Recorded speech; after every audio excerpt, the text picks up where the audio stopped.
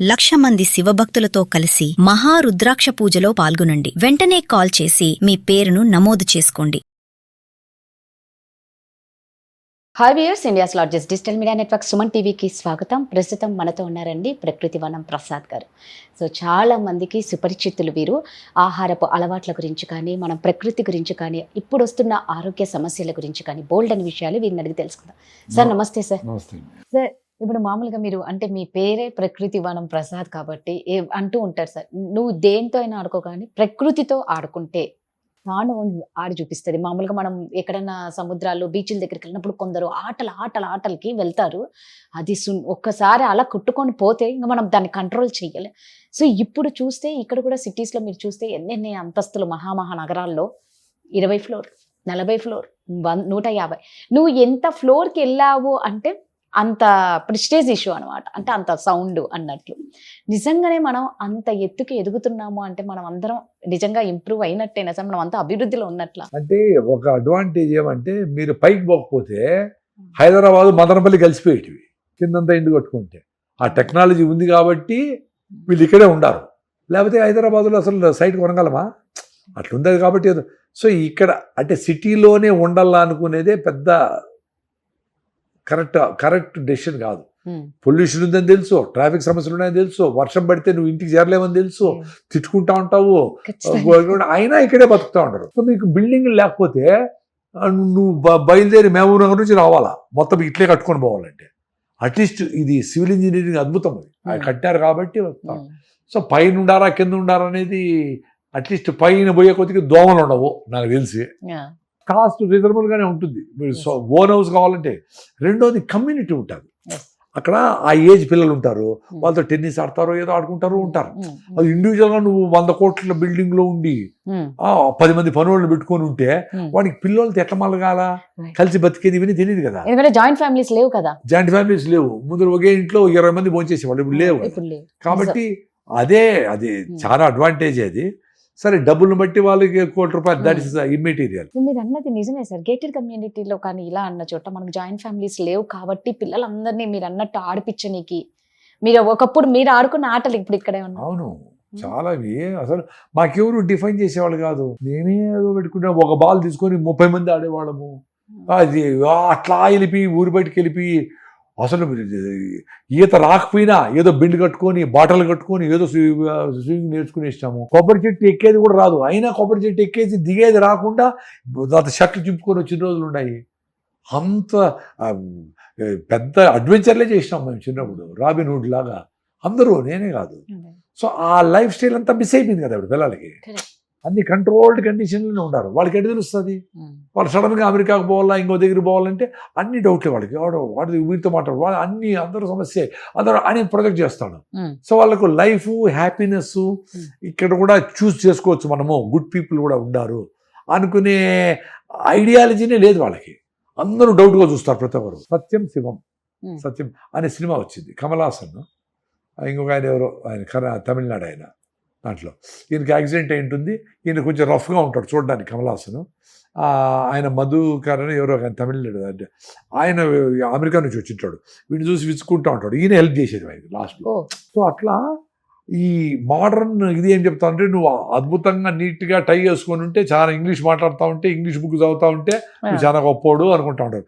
నీకు హెల్ప్ చేసేది ఎవరో ఒక ఆమె, పల్లెమో ఎవరో, నీకు బాగలేకపోతే పడిపోతే నీకు నీళ్లు పోసేది, మీద పడబెట్టుకొని నిన్ను సేద తీర్చేది వాళ్ళే, పెద్దోళ్ళు ఎవరు చేయరు.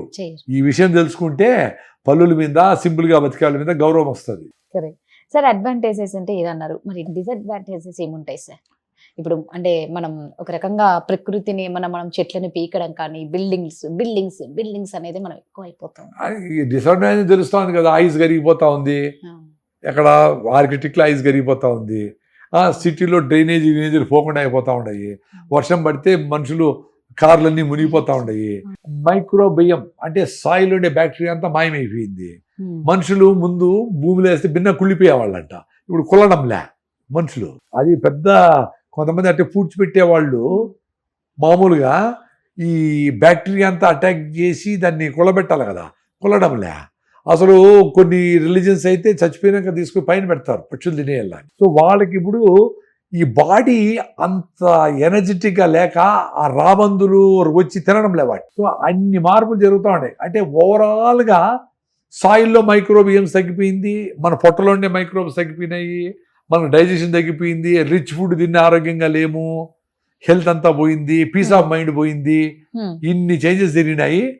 బిల్డింగులు కట్టిన దానికి భూమాతకు భారమా అంటే, భూమాతకు బిల్డింగ్ కట్టిన దానికంటే కూడా ప్లాస్టిక్ లేసి బ్రీత్ చేయకుండా పోయేది ఎక్కువ ప్రాబ్లం ఉంది. ఇప్పుడు వ్యవసాయంలో కూడా కూలీలు దొరకడం లేదని ప్లాస్టిక్ మల్చింగ్ షీట్ వేసి వ్యవసాయం చేస్తూ ఉండరు. సో బాటళ్ళు, ఒక బ్యారేజ్కి 6 బాటళ్ళు 6,000 బాటళ్ళు తీసి అక్కడ మారేస్తూ ఉండరు. అవన్నీ తీసుకుపోయి అక్కడ మొత్తం అంతా సముద్రంలో అంతా పోయి అక్కడ జలచరాలు అన్నీ కూడా చచ్చిపోయే స్టేజ్కి వెళ్ళిపోయినాయి. ఈవెన్ ఫిష్ మజిల్స్ మధ్యలో కూడా ప్లాస్టిక్ కణాలు ఉన్నాయి అనేది కూడా రీసెంట్గా చెప్తా ఉంటారు. నేను ఆ వీడియో కరెక్ట్ కాదో తెలీదు. ప్లాంట్ సెల్స్ మధ్యలో కూడా వాటర్లో ఉండే ప్లాస్టిక్ మైక్రో కణాలు పోయి ఉన్నాయి అంటా ఉంటారు. మరి ఇంక ఫ్రూట్ అది వదిలేనైనా ఇంకా చూడకూడదు యూట్యూబ్లో అనుకున్నా. మీ ఇంటర్వ్యూ అంటేనే చాలా మంది ఇంట్రెస్ట్గా చూస్తారు, మీరు చెప్పే విధానం బాగుంటుంది అనేసి, ప్రాక్టికల్గా ఉంటుంది. సరే, ఇప్పుడు ఈ ఇంటర్వ్యూ చూస్తున్న యువతకి మీరు ఇచ్చే సందేశం ఏంటి? అంటే ఇంకొక 50 సంవత్సరాలు, నెక్స్ట్ 50 ఇయర్స్ కూడా మేము చాలా హెల్దీగా ఉండాలి అంటే, మీరు చెప్పిన విషయం మేము ఈ రోజు నుంచే మాలో మార్పు తెచ్చుకోవాలి అంటే, అదే పొద్దున్న లేస్తానే 1 అవర్ అన్నా మీ బాడీని బాగా ఉతకాలేసి, అంటే ఆయాసం రావాలా. చెమట వచ్చినాక నడిచేదే కౌంట్, చెమట రానంత నడిచేంత కౌంట్ కాదు. 1 స్పూను కొబ్బరి నూనె రోజు పొద్దున్నే తాగండి మీరు పరగడుపున. రాగి జావా 2-3 గ్లాసులు తాగేసేయండి.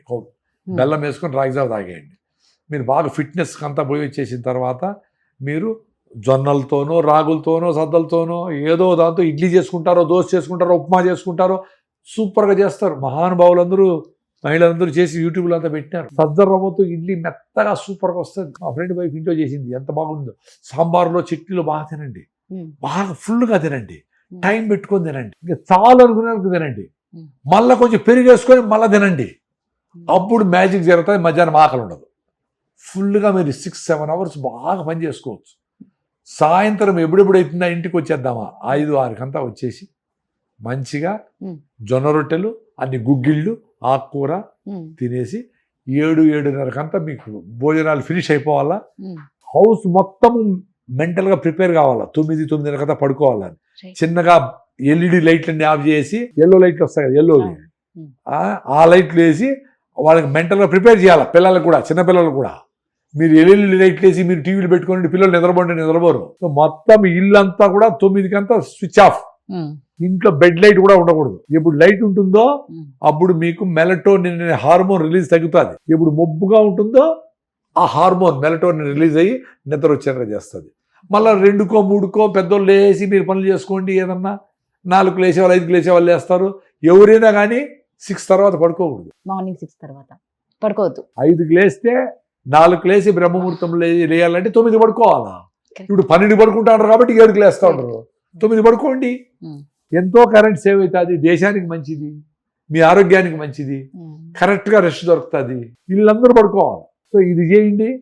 సండే హ్యాపీగా ఊరి బయటకు వెళ్ళిపోయి అక్కడే వీలైతే ఇక్కడ వండుకొని పోతారు. అక్కడే వండుకొని వేడిగా ఒక సాంబారు, ఒక పప్పు అని, పల్లీలు, ఏదో స్వీట్ ఏదో చేసుకొని మీరు బాగా పిల్లలతో ఆడుకొని దాగుడు మూతలు ఆడండి, గోలిగుండు ఆడండి. All village games, no cell phones. Okay. అప్పుడు వాళ్ళు ఎప్పుడెప్పుడు సండే వస్తుందా మళ్ళా పోదామా అని అంటారు. మీరు గోల్కొండకు పోతారు, ఇంకొక దీనికి పోతారు, ఏదో ఒక గంగమ్మ దగ్గరికి పోతారు, ఎక్కడో దగ్గర ఊరి బయటకు వెళ్ళిపోండి, మనుషులు లేని దగ్గరికి. అక్కడ మీరు ప్లాన్ చేయాలా పిల్లల్ని ఎట్లా ఎంగేజ్ చేయాలని. మళ్ళీ అక్కడ కూడా తినేది తాగేది కాదు, ఆటలు పాటలు మునగాలి. వాటిలో ఉంటే మీరు అందరూ హెల్తీగా ఉంటారు, ఆరోగ్యంగా ఉంటారు. Super sir. సార్ మీ వాల్యుబుల్ టైం మాకు ఇచ్చినందుకు, నిజంగా ఎన్నో విషయాలు మేము తెలుసుకున్నందుకు thank you so much sir. నమస్తే.